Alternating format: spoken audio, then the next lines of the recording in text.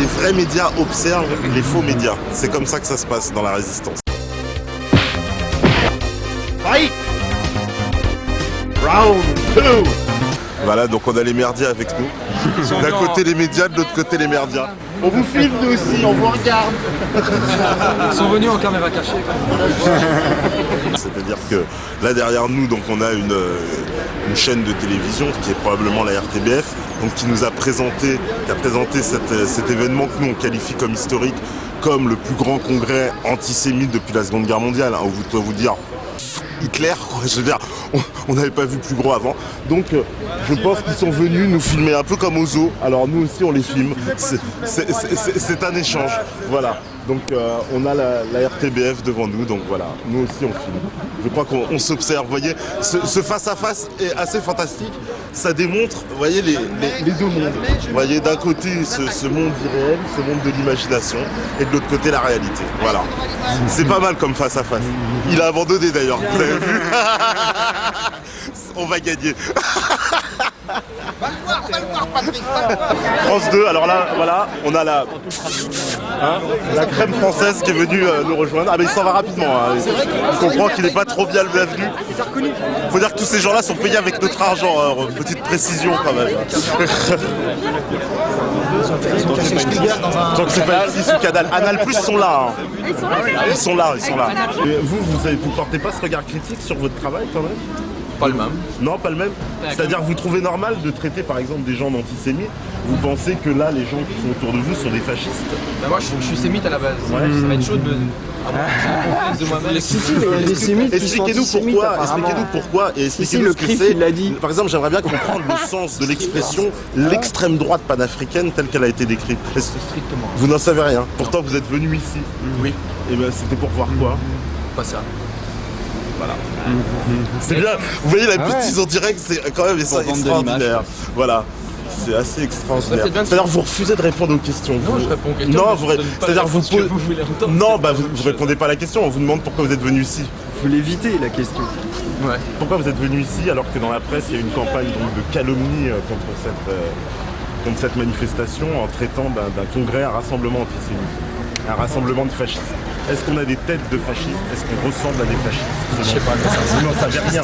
Je ne sais pas à quoi ressemble un fasciste. Alors nous non plus. Je pose la question, qu'est-ce qu'un fasciste, monsieur? Ça remonte le cours d'histoire.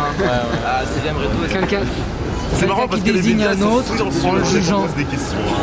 C'est marrant comment vous êtes à la place du cœur de l'autre. Parce que vous vous sentez un petit peu inversé. D'habitude, c'est vous qui menez le bal, hein, qui montrez ce que vous voulez au reste du peuple, malheureusement, qui est obligé de vous croire.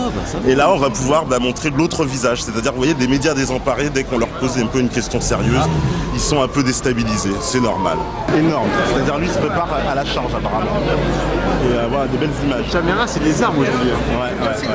C'est comme un sniper. Ils font penser aux mecs, les snipers israéliens de Maiden. Ils étaient cachés comme ça aussi.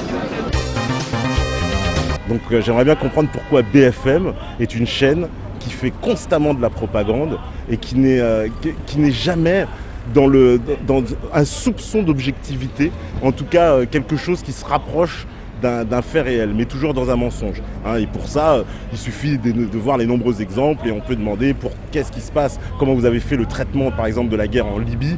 Hein, vous ne nous avez jamais expliqué qu'à aucun moment qu'il s'agissait de véritables djihadistes, des terroristes qui étaient soutenus par l'OTAN. Pourquoi est-ce que les massacres de l'OTAN ont été constamment cachés par BFM? C'est-à-dire qu'il y a eu quand même presque 200 000 morts dans cette affaire. Mais si je regarde BFM, absolument pas, c'est un peuple qui se libère. J'aimerais comprendre aussi pourquoi BFM, lorsqu'il s'agit de la Syrie, nous fait un traitement en nous expliquant jamais que ce sont des terroristes de groupe Al-Nosra, de Al-Qaïda, qui sont introduits par la Turquie, qui sont infiltrés par des avions de l'ONU. Ça, non, parce que voilà, et financés par le Qatar, par l'Arabie Saoudite. Qu'on m'explique. Hein, pourquoi BFM ne nous explique jamais que concernant l'affaire ukrainienne, il y a des partis comme Svoboda, des véritables nazis, parce que les nazis, ils sont là-bas. Hein, il ne faut pas venir les chercher à Bruxelles. En ce moment, il faut aller à Kiev pour aller chercher les nazis. Hein, il faudrait demander aussi pourquoi BFM ne relaie pas les informations sur lesquelles on a trouvé des snipers israéliens et des snipers de l'OTAN sur la place Médane et que c'est eux qui avaient tiré sur la foule et qui ont semé le chaos dans lequel est l'Ukraine.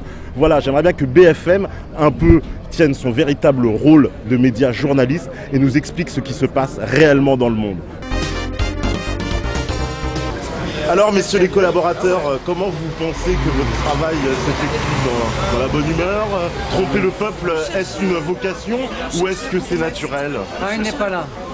Il n'est pas Pardon là. Il n'est pas encore arrivé. Il n'est pas encore arrivé. Mais par contre, on aimerait bien savoir... En fait, c'est On aimerait bien savoir si la collaboration c'est naturel ou vous êtes forcé, c'est juste alimentaire ou alors vous avez vraiment des convictions dans ce que vous racontez. Vous n'avez rien à dire? Bah oui, mais les journalistes n'ont jamais rien à dire. Évidemment, vous racontez que des conneries, donc forcément, quand on vous pose des questions intelligentes, vous devenez silencieux. Mais moi, je vous pose une question, madame. Alors, madame, expliquez-nous, est-ce que c'est naturel la collaboration des médias? Est-ce que cette déformation de la réalité continuelle telle que vous la pratiquez, si vous vous forcez ou alors vous avez des consignes? Produit d'élevage. Vous venez voir ce qui se passe? Vous venez voir donc le plus grand rassemblement antisémite depuis la Seconde Guerre mondiale, comme ça a été déclaré dans la presse. Donc en direct, vous voyez, l'ambiance est assez tendue. Voilà, le face-à-face médiatique, là, ça va s'accentuer. Hein. C'est-à-dire c'est le début d'une nouvelle ère. Maintenant, les médias vont s'affronter directement. Il y aura deux images véritablement. Donc aussi bien qu'on a cette dichotomie au niveau du pays entre des collabos et des résistants, on observe ça un peu partout et les médias évidemment sont au centre de cette dichotomie. Simplement nous on commence à s'armer. Ça me fait un peu penser aux Indiens d'Amérique qui ont commencé à résister le jour où ils ont eu des fusils, vous voyez. Et nous on a nos fusils, ils ont encore les tanks en face, mais il faut croire qu'on leur fait peur quand même. Tout d'un coup là, il faut que la peur change de camp. Voilà.